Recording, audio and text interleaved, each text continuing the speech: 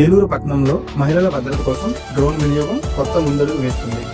డ్రోన్ల సహాయంతో మహిళలు వేధిస్తున్న ఆకతాయిలను మరియు ఆ ప్రాంతాలను గుర్తించి వారిపై వెంటనే కఠిన చర్యలు తీసుకుంటున్నారు.